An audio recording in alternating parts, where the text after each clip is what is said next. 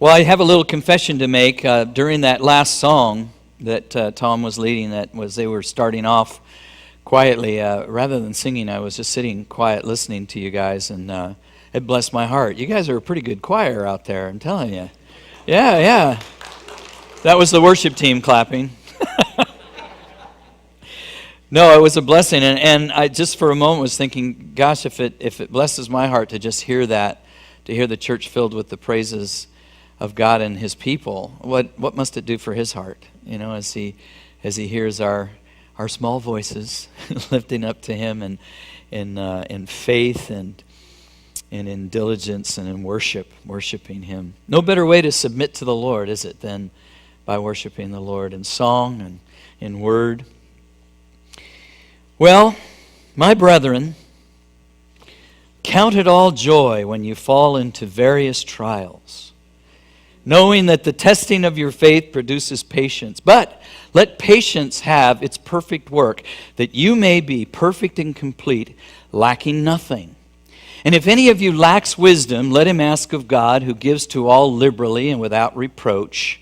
But let him ask in faith with no doubting. For he who doubts is like the wave of the sea, driven and tossed by the wind.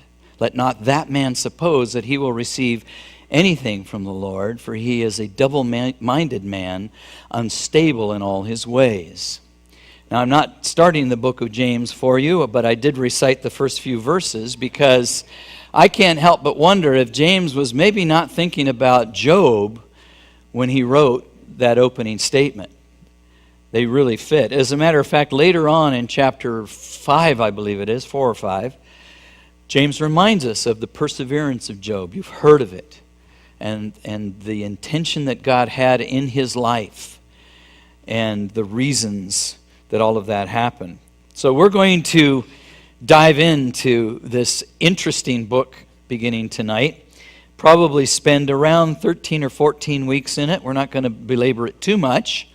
There's a lot of stuff in the middle there that gets a little, well, we'll get through it. But as I was having a conversation with Pastor Rod tonight, and you really could cut the middle of the book out and do the beginning and the end and pretty much have the whole story. But all of that other stuff is in there for a reason. So our job is to take the next few weeks and get to mine for gold, literally, and see what God has for us and all of that. So how many of you have ever had a trial in your life? There's actually some hands that are not going up. I'm concerned for you. Oh, it's just because you're doing something else, reading or whatever. Yeah, we've all had them, right? And we all have faced them. And we all will face them in our lives. And I guess as Christians, the real question that we do need to ask is, how do we face trials? What do we do when we face them, especially when we have no idea in terms of the what and the why? When they just seem to come our way, and we really can't put our finger on anything that would somehow give us the consequence or the sequence as to why those things are happening.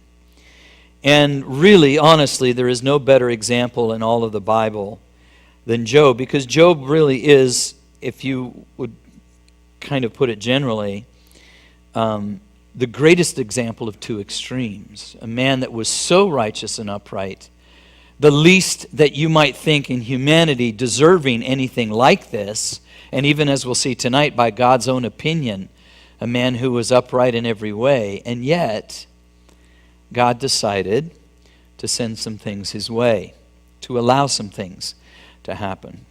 So I think there's some incredible lessons waiting for us in this book. But for Job, just to begin with, so we can get all of our minds kind of going the same direction, it was all about God's sovereignty. And I think that's something that we may still, a lot of us, struggle with from time to time. That God is sovereign, that He can do really whatever He wants. Now, He's a good God, He's not evil. So we also have the assurance that everything He does has a good and a holy purpose. But when you put that good and holy purpose against our fallen and frail humanity, there are times when that end will include suffering and affliction. We sang through it tonight, blessed be your name. As a matter of fact, most of Tom's list pretty much stippled out my whole message tonight. So we could just sing it again and skip through this. Job realized God's sovereignty. So if you want to be able to patiently endure suffering like Job, then we need to keep our eyes on eternity. And we're going to learn time and time again through this book how important that is. Because when we're in a season of suffering, it's far too easy, isn't it, for our pain to consume our entire attention. I don't know if you've ever had any kind of physical suffering in your life. If you haven't, be blessed. But if you've had those times when pain is excruciating for whatever reason, there's that real tendency to have it just absolutely occupy every moment of your thinking. And what Job teaches us is that you need to look beyond that to heaven, because heaven is coming. And Jesus is our example. Hebrews 12, verses 2 through 4. Looking to Jesus, the author and finisher of our faith, who for the joy that was set before him endured the cross, despising the shame, and has sat down at the right hand of the throne of God. For consider him who endured such hostility from sinners against himself, lest you become weary and discouraged in your souls. You have not yet resisted to bloodshed, striving against sin. So Jesus, our perfect example, indeed, the author and finisher of our faith, the one to whom we can look up. We lift our eyes up to the hills, from whence comes our help. Our help comes from the Lord. So in looking up and looking to him, we know that Jesus understands when he looks down at our fallen humanity, when he looks down at those places of our suffering. He's been through it. He knows. He understands. He sympathizes. The book of Hebrews, all the way through, talks to us about how Jesus is that perfect high priest because he was tempted in all ways, yet did not sin. He was afflicted. He knows that kind of suffering, even far beyond what we could even imagine. So as we'll see in this book, God allows seasons of suffering in our lives, and it's not only to test our faith, but it's also to test the extent of our love. Because you can't fake love when you're in pain, can you? Think about that for a second. You can't fake love when you're in pain. Pain has a way of just kind of separating everything. It's like those people, when you're in pain, those people you truly love, you can tolerate. You can have them around you. You can have them doting over you, trying to help you with it. But if they're not people you love and you're in pain, you don't want to be around them anywhere close, do you? You want them as far, please just stay away from me. And sometimes we even say to our loved ones, if you know what's good for you right now, just leave me alone. Just let me go through this. Please just stay away. So it's the extent of our love as well as our faith. And we learn from Job that it's not wrong to ask why and to ask God why. But it is wrong to demand him to give an answer. We can ask why all we want. And if God chooses, again, in his sovereignty to answer our whys, then great, we've got an answer. But it's never our place to demand. As we talked about, I think it was 2 weeks ago when we looked at Psalm 22, when we ask why, we're actually in pretty good company, aren't we? Because Jesus himself, from the cross, when that hour darkened and God turned his back on his son, he too said, my God, why have you forsaken me? Jesus even asked why. He wasn't expecting an answer. As a matter of fact, he knew right well what the answer was. But even he asked why. So it's not a sin to ask why. And Job did. We'll see it, believe me. So our hope in going through this book is that we would learn two things. One, to be patient in our own trials. And two, that we would learn how to help others in their trials as well. So chapter 1, verse 1. And we're going to go through 1 and 2. Actually, we're not going to get all the way through 2. We're going to stop at verse 10 tonight. The last few verses of chapter 2 kind of go a little better with chapter 3. So I'll leave those for next week. So we'll get up to, Lord willing, verse 10 of chapter 2. But first we're introduced to this man, Job. There was a man in the land of Uz, not Oz, but Uz, whose name was Job. And that man was blameless and upright, and one who feared God and shunned evil. So who is this guy, Job? Now, there's a lot of speculation as to when this occurred. No one's really sure who wrote the book. We don't have a definitive on the author. No one's really sure where it took place. And no one's really certain about what point in history it happened.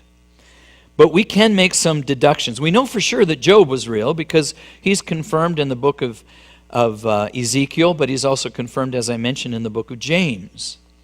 So we know he's a real person. This isn't a made-up story. Job really existed. But we can make some deductions because of the fine details of the conversation that ensues for almost 40 chapters or 40-plus chapters. We know that this had to have been written by an eyewitness, someone that was there. So it could possibly have been written by Job himself. There are a lot of scholars that believe that Elihu, the young man that shows up toward the end of the book, may have written it all down. But we know for sure it was written by someone close to the situation, not as some scholars think that it was historically written like years later. A lot of the Jewish people still attest to Moses being the author of the book, but that just doesn't seem to fit. The land spoken of is likely an area below the Dead Sea in the region of Edom.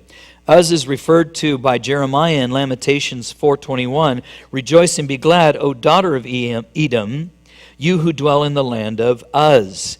So they were neighboring areas, and so they would have been kind of just below the Dead Sea area, which at that time must have been quite a fertile place because, as we'll see in a few moments, Job had quite a bit of livestock. So that kind of is the place. The author, we can deduce someone that was there. In terms of the time of the writing, it's likely that it was in the days of the patriarchs, Abraham, Isaac, and Jacob. And the reason we deduce that is because Job's wealth, as we'll see in a minute, was measured by his land, by his livestock, and by his servants. And that's exactly how, during that period of time, someone would have been proclaimed to be wealthy. The same things are written about Abraham, that he had not land, of course, because he was a sojourner, but that he had immense amounts of herds and flocks, and as we know, quite a few servants, enough servants, 300 plus, to go and form a small army to rescue his nephew Lot. So the time probably, the other thing is that the age that Job lived, or in other words, his longevity, it's deduced that he's about, or was about 200 years when he died, right around there. He's probably around 60 during this writing. He lived for another 140 years after this, so around 200, which would have been, again, about the lifespan of Abraham and Jacob and those guys. Isaac, I think, was 180 when he died. If that's the case, then what we have before us tonight is the oldest book in the Bible, the one that was written before any others, because Moses wrote the first 5 books, and even though historically he goes back further, he still wrote them when he was alive, which would have been well after this period of time. So we could have before us, again, like I said, the oldest book. And the other thing that's fascinating is that then that means that Job was outside of, if you will, the covenant of God. That he wasn't in the Abrahamic covenant, he wasn't in that seed and in that line, possibly. Unless he was a little before Abraham, then he could fit in. But one way or the other, we know because of the sacrifices we see him perform on behalf of his kids, that it certainly was before the law. Because he would have gone to a priest to have the sacrifice done, but he was doing them himself. So from that, we kind of figure out the author, where it took place, and the period of time. Now here in verse 1, it gives us Job's character, the fact that he was upright, meaning that he was mature in character and straight in his conduct. Also it states that he was blameless, having integrity and without any kind of moral blemish. Interesting that it says also, one who feared God. Fearing God, now to fear the Lord means to respect who God is, what He says, and what He does. And that respect leads to obedience. And we talk about the fear of the Lord quite a bit here. It comes up often in the Scriptures. I love what Oswald Chambers says. He says, the remarkable thing about fearing God is that when you fear God, you fear nothing else. Whereas, if you do not fear God, you fear everything else. I like that. Think about it for a moment. If we fear God, there's nothing else to fear. If we really have that reverence and that respect for Him that leads us to obedience in that relationship with Him, we have nothing else to fear. But if we don't fear God, then all of a sudden we have every reason to fear everything else around us. Well, Job not only feared God, but he shunned evil. So whatever was against God was against Job. He was one-on-one with his Maker in that sense. He stayed away from it altogether. It's interesting that we're going to see in the next couple of verses that Job was extremely wealthy, but as we just read here, he was also very godly, which is a combination that you don't see too often. Because Job wasn't just, in Abraham's sense, he had a good number of stuff, quite a bit, even Isaac, later on Jacob.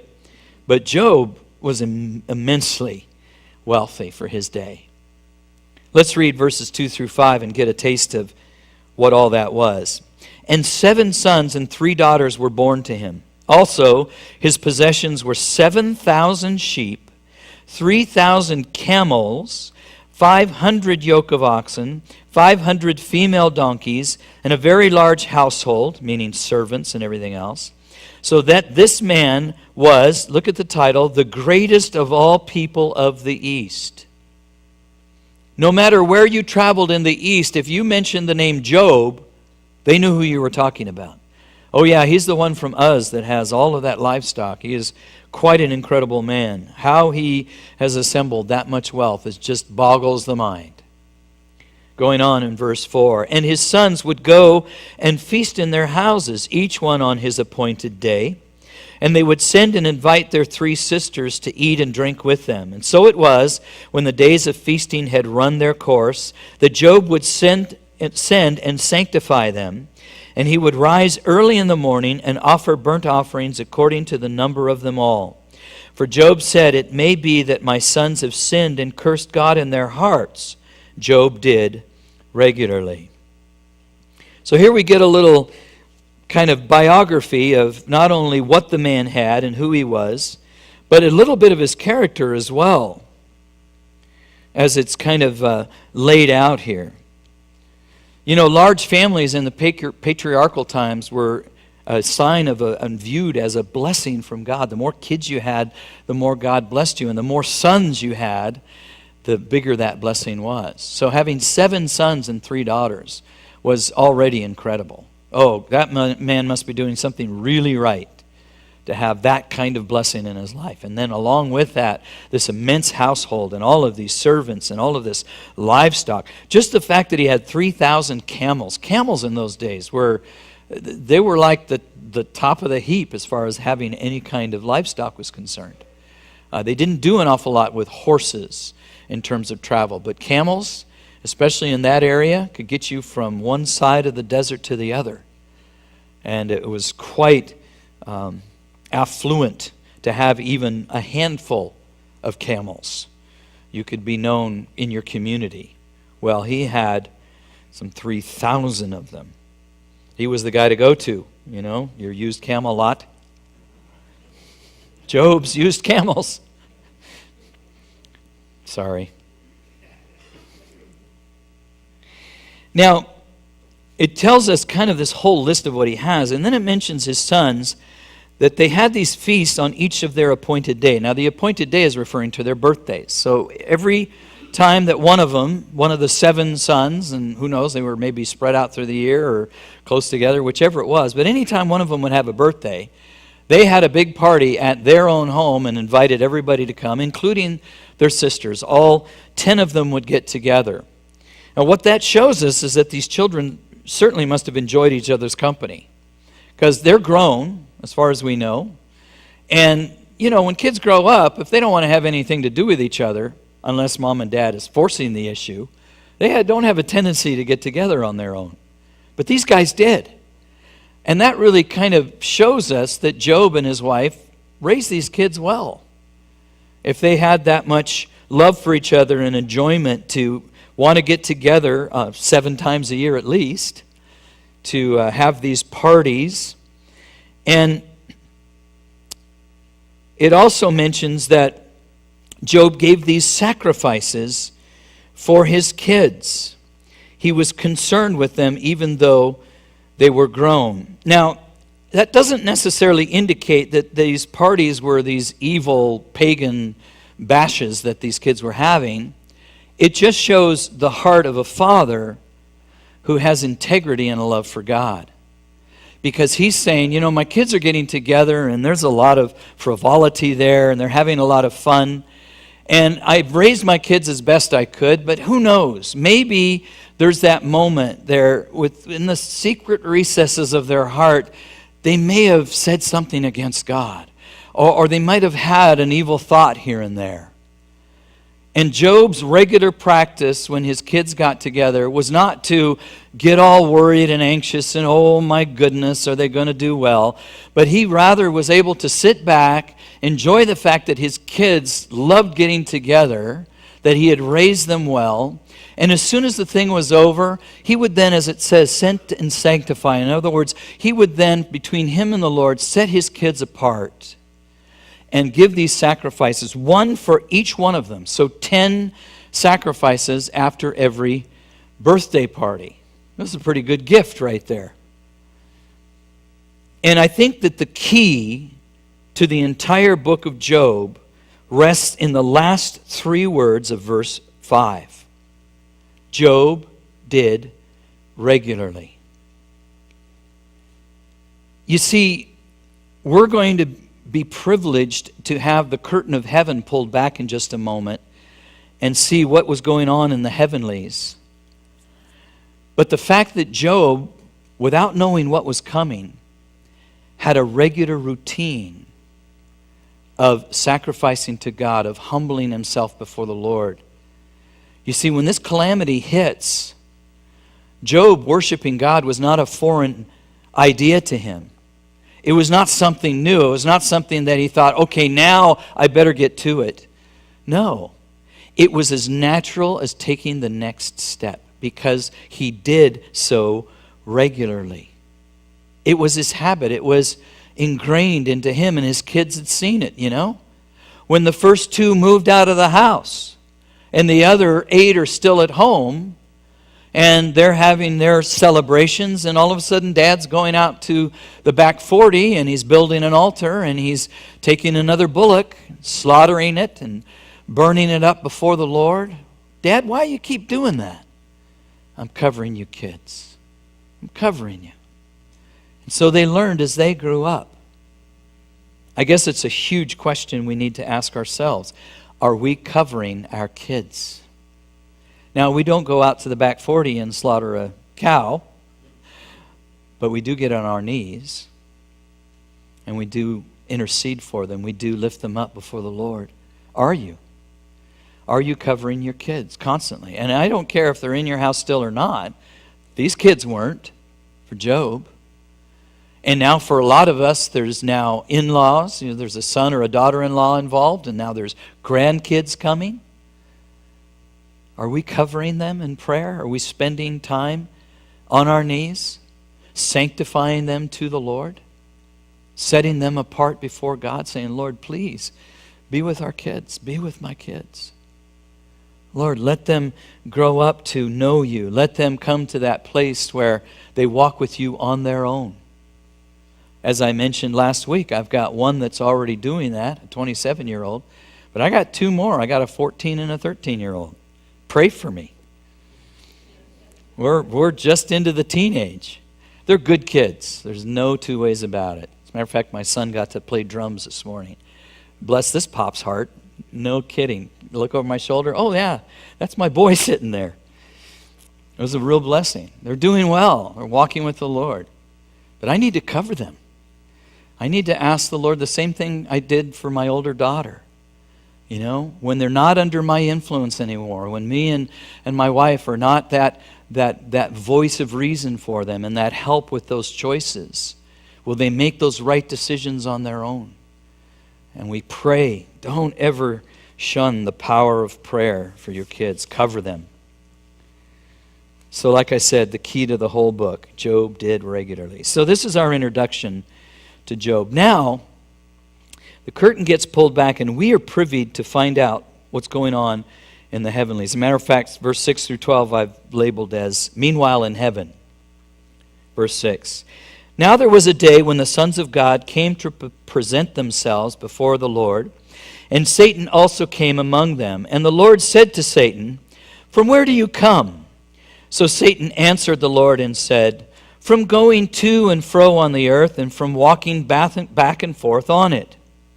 Then the Lord said to Satan, "Have you considered my servant Job, that there is none like him on earth?" Wow, that's quite a statement to make. "A blameless and upright man, one who fears God and shuns evil." By the way, I don't know if you've ever prayed this prayer, but God, please don't ever brag about me, especially not if Satan's in the room. Verse 9, so Satan answered the Lord and said, "Does Job fear God for nothing? Have you not made a hedge around him, around his household, and around all that he has on every side? You have blessed the work of his hands, and the possessions and his possessions have increased in the land. But now, stretch out your hand and touch all that he has, and he will surely curse you to your face." And the Lord said to Satan, "Behold, all that he has is in your power, only do not lay a hand on his person." So Satan went out from the presence of the Lord. Wow, I don't know about you, but this is one of the most sobering passages in all of the Bible for me. Because we really do literally get to see what goes on in heaven.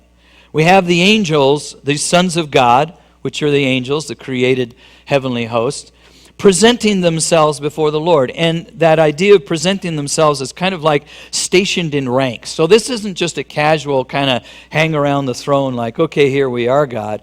No, they're line for line, row for row, rank upon rank, standing before the Lord, presenting themselves. And in the midst of the crowd is old Lucifer himself.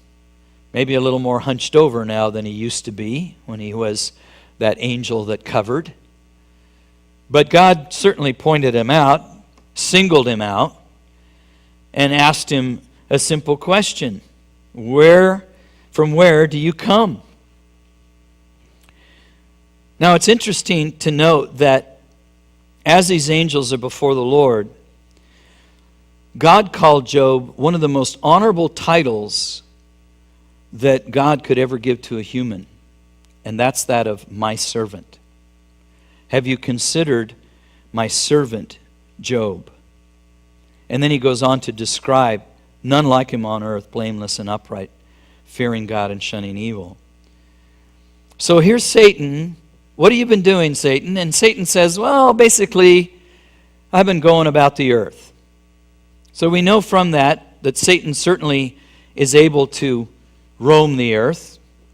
That's an interesting concept, isn't it? Satan's roaming. When I say roaming, what do you think about right away? Your phones, right? You know, you kind of reach, just make sure I'm not roaming.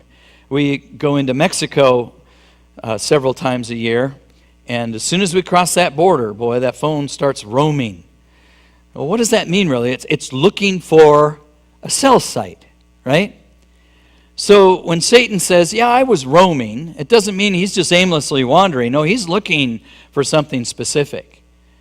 He goes about trying to see who he can devour. 1 Peter 5:8, be sober and vigilant, because your adversary, the devil, walks about like a roaring lion, seeking whom he may devour. So as he's roaming and just going to and fro, God then mentions Job. Have you considered him? And then we see, of course, this exchange between the two. You know, from this section here, verses 6 through 12, we can begin to see or learn some important truths. First of all, that God is sovereign of all things. We see from it that Satan can do nothing to God's people without God's permission. Be reminded of that, brothers and sisters, because I know a lot of times we give the devil a lot more credit than what he is due. And a lot of times we feel like Satan has somehow sidestepped God Almighty and just gone to town on our lives or those of our family. But nothing happens without God's permission. Satan can do nothing unless it goes by the throne of God first, for he is sovereign of all things. No matter what happens, either in this world or in our lives, God is on the throne and he has everything under control. There is nothing that will usurp him from that place.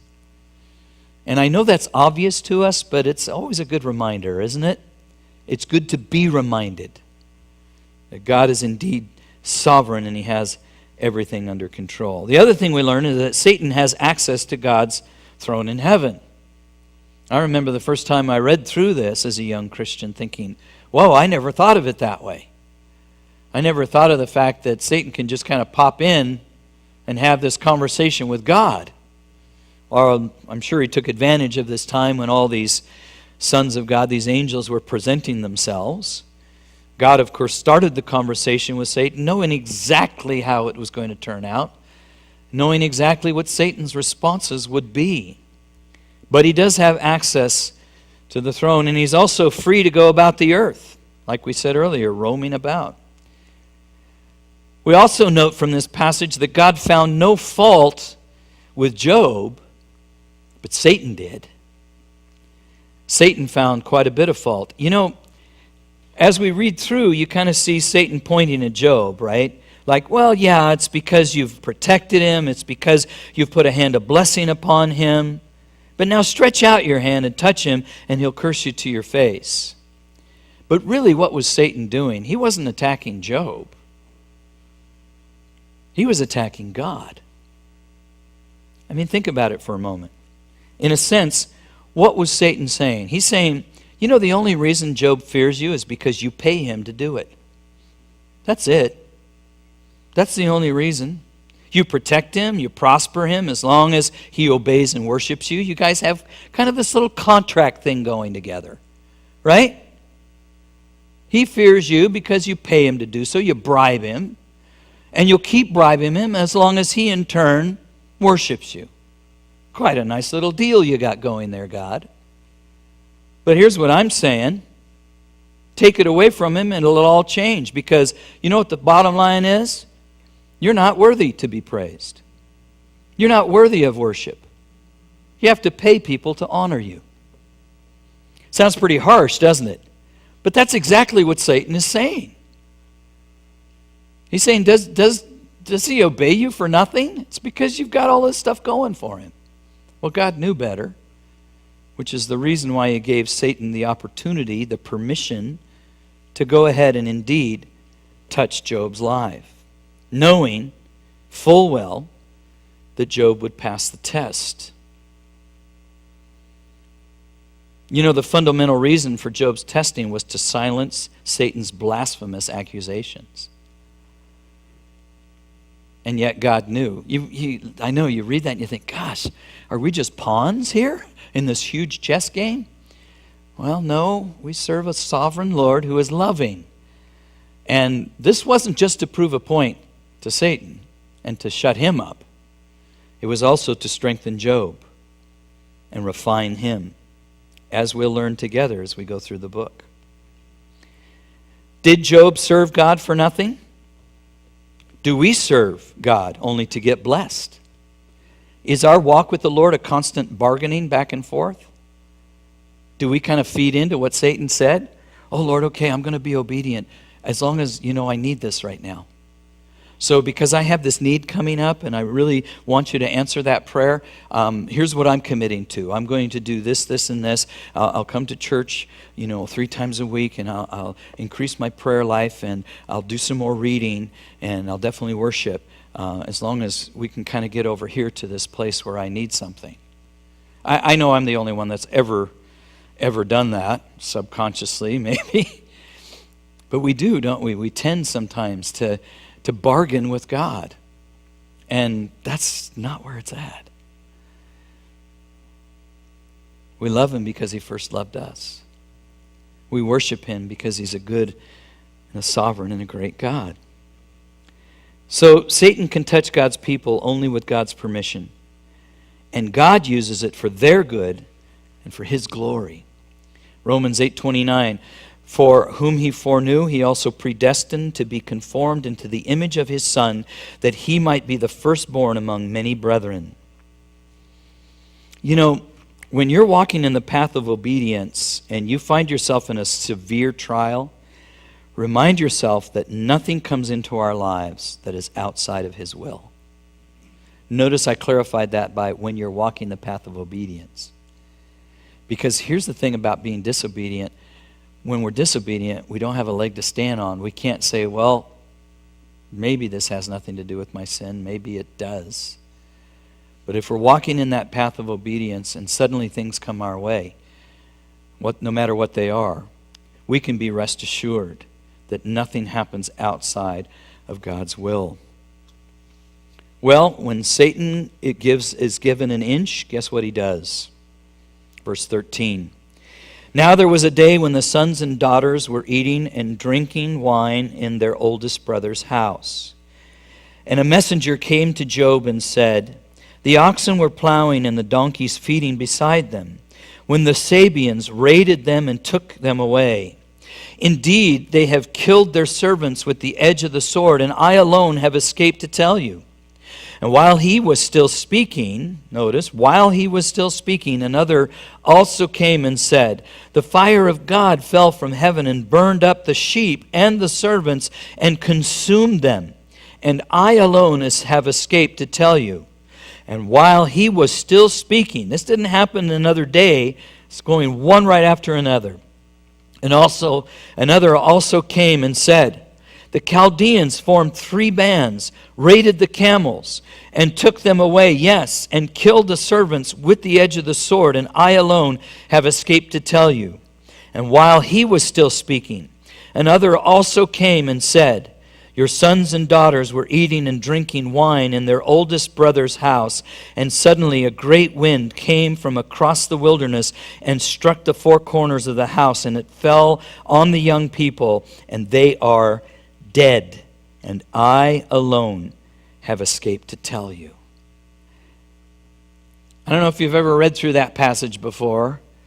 I don't know if you've ever realized the sequence, but can you imagine, even for a moment, we've all received bad news, right? And especially that person that's bringing the bad news, when they approach you, don't you already know it's going to be bad news?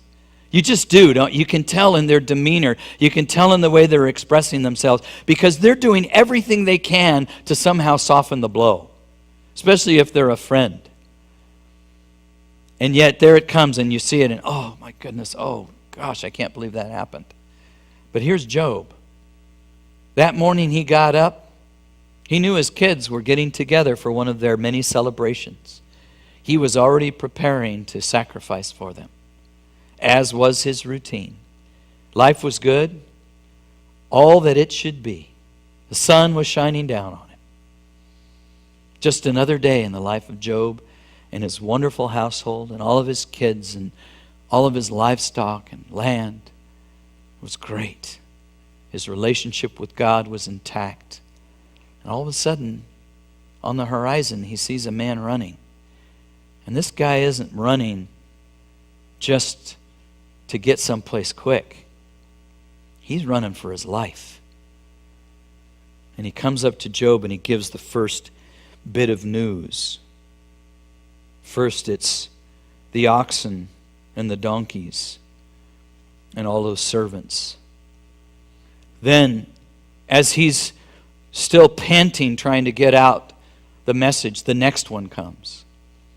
And then the next. And then the fourth.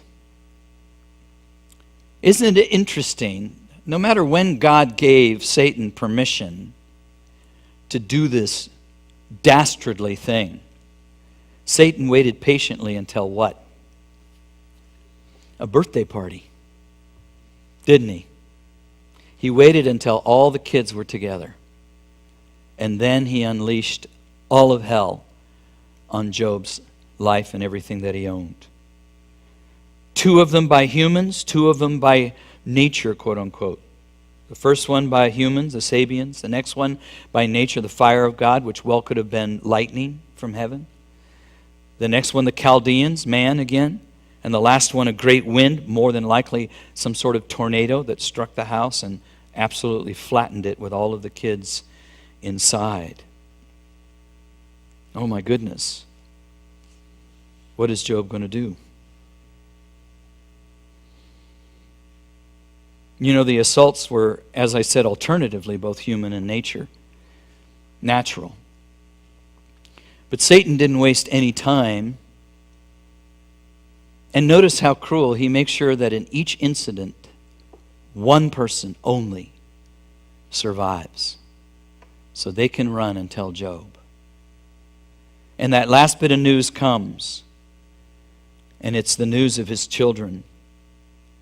And I'm sure in that moment, all of heaven was silent. All of the demons, wherever they were on earth, absolutely still. All focused on one man on earth, waiting to see how he would respond. What is Job going to do? How would he react? Verse 20.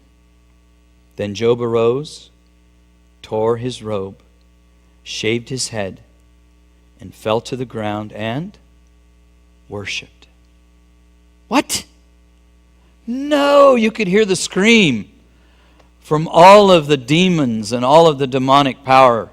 No! This wasn't the plan. Yeah, Job reacted normally and naturally according to his culture. He tore his robe, which was that expression of his inner turmoil, how much he was hurting. Then he also shaved his head to say, there is nothing of my personal glory that I even want to acknowledge. And he fell to the ground, but he didn't fall to the ground in despair, but rather in obedience to God. And with his face there in the dirt, here's the words that come from his mouth. Verse 21. Naked I came from my mother's womb, and naked shall I return there. The Lord gave, and the Lord has taken away. Blessed be the name of the Lord. You know, in a few moments, Job had plummeted from wealth and prosperity to grief and being a pauper. He owned nothing now. Would he now also plummet in his love for God? No. Why? Why? Because Job did regularly. You know, when my wife passed away, when my first wife passed away, and it was pretty devastating for all of us. I was going to Harvest Christian Fellowship at the time. She was only 26 years old. She died of asthma. I shared this story a number of times with you. That next Sunday, I was scheduled to sing with the worship team, to be up on the platform to help in leading worship. And I remember Tim Weeks, who at the time was a worship leader, saying, well, what do you think about Sunday? And maybe take some time. I go, no, I want to be there. And I guess he might have relayed that to Greg Laurie. And Greg had called me, and he said, Gerard, are you sure? Because, we hate, for you to be up there and break down or whatever. I mean, it wouldn't be good for you or for the people. I said, Greg, I totally understand. But I got to tell you, to me, being up there where I'm supposed to be, where I've been every Sunday for the last however many years, is as natural as taking the next step. I got to worship. What else would I do? And sit in a corner and I don't know, collapse? I had those moments, believe me. I did.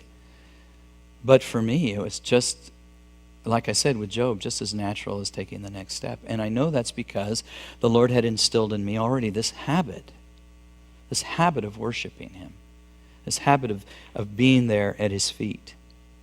And so for Job, it was the same kind of a thing. Even with this calamity, wave after wave after wave. You know, he expressed his grief in a normal manner. 1 Thessalonians 4:13, but I do not want you to be ignorant, brethren, concerning those who have fallen asleep, lest you sorrow as those who have no hope. But he went ahead and he tore his robe, he shaved his hair, fell to the ground. But then he makes this amazing statement, because Job looked back, and then he looked ahead, and then he looked up. Naked I came from my mother's womb, looking back. In other words, acknowledging that everything that Job had been given was given to him by God, and that same God who gave it had every right to take it away. Period. So he looked back. But then he also looked ahead, and naked I shall return there. As the saying goes, you can't take it with you. Job acknowledged that. He realized that. He was walking in that in his whole life. It gives you the impression that Job never hung onto anything temporal with a real tight grasp. He held it loosely. And that's how we should hold onto everything that we know, including our kids. Hold them loosely. They're God's. He can do with them as He will. He's sovereign. He's loving. He knows what He's doing. We can trust Him. And sometimes we need to hold them loosely even while they're right there in our homes, while they're right there under our roof. And we need to let God do His work in their lives and sometimes get out of the way, as it were. 1 Timothy 6:7, for we brought nothing into this world, and we can certainly carry nothing out. You see, the plan was to bring a curse to God's face. Instead, there was this blessing. And the third thing that Job does, he looks back. Naked I came from my mother's womb. He looks ahead. Naked I'll return. Not only will I die, but I don't need any clothes when I'm dead either. Came in naked, I'll go out that way. The Lord gave and the Lord takes away. The Lord gives and the Lord takes away. He acknowledges God's sovereign. He looks up. But you know what? Anyone can say, the Lord gives and He takes away. The next statement is what defines Job's character. Blessed be the name of the Lord. And you know what this harsh reality is? You really can't sincerely say, blessed be the name of the Lord, unless the Lord is given and the Lord is taken away.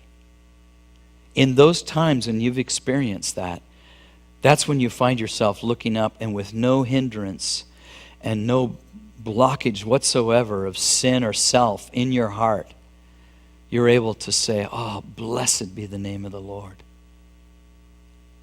I was able to say that when my wife passed away. I was also able to say that when my kids were born, as I witnessed that miracle. Oh, blessed be the name of the Lord. The Lord gives, and the Lord takes away.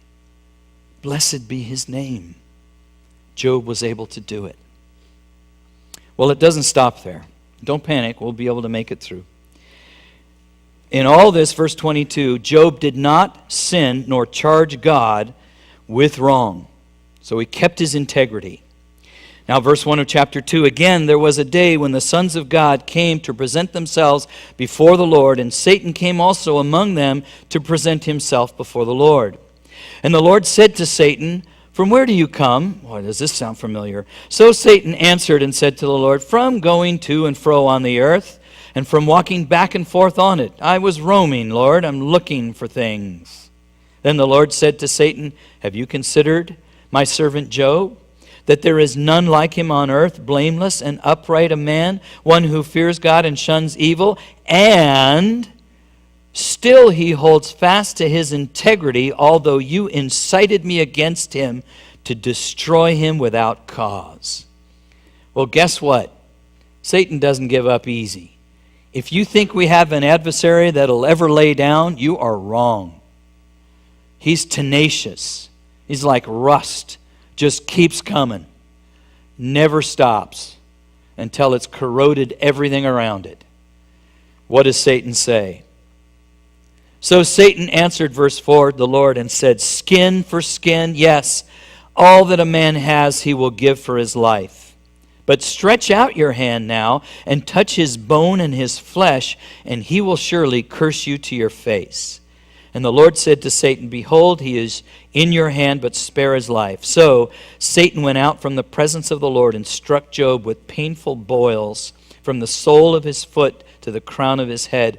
And he took for himself a potsherd, and to which to scrape himself while he sat in the midst of the ashes. Oh gosh, poor Job. But what Satan is saying is, it's not enough to grieve his heart. Touch his life. That'll get him to change his mind, because he'll trade everything that he has for his health, for not to suffer within his own body. I can guarantee you, God. And again, God, because he started the conversation, must have had an immense amount of confidence in his servant that he indeed would pass the test. Now, we don't know what kind of disease Satan struck Job with, but from the rest of the book, we do know that it involved, and listen to this list, severe itching, insomnia, running sores and scabs, nightmares, bad breath, weight loss, chills and fever, diarrhea, why is it always that? And blackened skin. You know, it's so funny, I was thinking about this, all of those medications they have on TV, you know, and they give that whole litany of side effects. Somewhere in that list, you pay attention, there's going to be diarrhea. Everything will cause for some reason. Well, apparently this disease, and not to make light of it, this disease also involved that Job now suffered with. As a matter of fact, and we'll look at it next week in verse 12, when his 3 friends came to meet with him, they didn't even recognize him. And Job was so abhorrent in his appearance that he removed himself and he fled from society. He went outside the city and he sat there on the ash heap. This is the place where the city garbage and the dung from the city was dumped and burned. That's where Job was hanging out. This is the place where those downtrodden and the city rejects would live and beg for alms. It's also where stray dogs would often come and ravenously look for food and sometimes maim the people that were there. This is where Job was hanging out. This was now the lot of his life. In verse 9 and 10, I don't know if you noticed, but in Job's family there was one person that was left behind. One person that didn't get killed in all of the mayhem. Verse 9, then his wife said to him, do you still hold fast to your integrity? Curse God and die. But he said to her, you speak as one of the foolish women speaks. Shall we indeed accept good from God? Shall we not accept adversity? In all this, Job did not sin with his lips.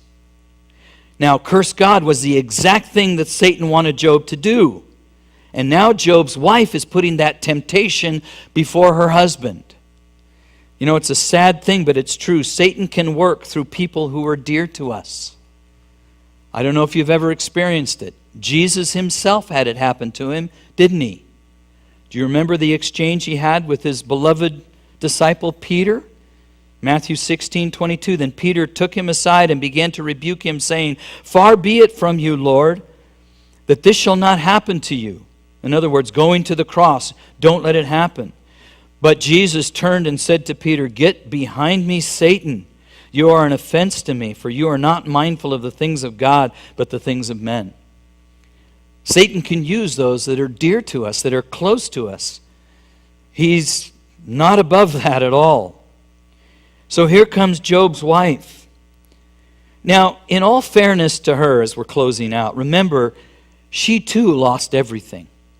Especially those kids. This is a mom. And it's a mom who was pretty much the leading lady in the city because her husband sat in the city gates. He was one of the rulers. He was well known, not just in their city, but throughout the land, throughout the east. It was Job and his wife and their kids. It was always that package. And all of a sudden that was gone. It had been destroyed. She was grieving herself. She had nowhere to turn. She had lost absolutely everything. What did she have left? The greatest man in all the East was sitting on a garbage dump. She goes out to him and basically in her frustration says, are you going to hang on to that integrity? Why don't you just get it over with, Job? Maybe if you just do what's natural to do, just curse God to his face, this whole thing might be over. And maybe both of us could die. We'd just get it over with. Obviously, she was bitter. Obviously, she was hurt. But you know what? She just wanted to get out of it. Figured that maybe this would be the way. You know, I think this closing lesson for us is that in times of severe testing, our first question must not be, how can I get out of this? Our question must be, what can I get out of this? Right? It's not for us to try to wiggle out from under. It's for us to look up and realize that the Lord is doing something. What is he doing? Well, Job understood it. You foolish woman. In other words, you're speaking as those that have no hope. You're speaking as the women in town that don't know God, that aren't serving him, that aren't righteous. And I think this is so profound, the second half of verse 10. Shall we indeed accept good from God, and shall we not accept adversity? Do we expect God to only give us good things? And then the next question has to be, so who determines what's good? Because God, if he's allowing trials and suffering to come into our lives, has determined that that is good. We can take it all the way to Romans in 8:26 or 8, can't remember which one it is. He's working all things together for what? Good. For those who love him are called according to his purpose. But what is that good? It's our eternal good. God is very rarely concerned with our temporal good. He's always concerned with our eternal good. What is it that's going to give us that direct path to heaven and to eternity? What is it that's going to cause us to veer from that path? And if there are those things that will, then he's not above bringing suffering into our lives to keep us straight and narrow. Shall we accept good from God? Only blessing and not adversity? You know, if Columbus, with all of his hardship, had turned back, no one would have blamed him, but no one would have remembered him either. Job's willingness to receive adversity from God as well as blessing shows that he did not serve God for personal gain. So scoreboard, God 2, Satan 0. Amen. Lord, thank you for pulling back the veil. And even though these are hard lessons, Lord, and sometimes hard to even face, that these kind of conversations would even occur in heaven. Yet what it does for us, Lord God, is it builds our trust. It builds our willingness to walk in your sovereignty. And it also gives us, Lord, that great assurance that the time to build the habits of walking with you, of devoting to you, of spending time with you, is not when adversity hits. It's now. It's when everything's going well. When we can say, blessed be the name of the Lord, because things are right, things are well. So that we can also say, blessed be the name of the Lord, when all the world is coming crashing down. And like Job, wave after wave after wave. We can't even imagine how his heart must have broke. And yet he falls and worships. We brought nothing into this world. We're going to take nothing out. You give, Lord, and you take away. Oh, Lord, help us to walk in that. And help us to walk in your grace and mercy. And so much in your trust. You know what you're doing, Lord. Help us to grow in it. In every way. In Jesus' name. Let's all stand.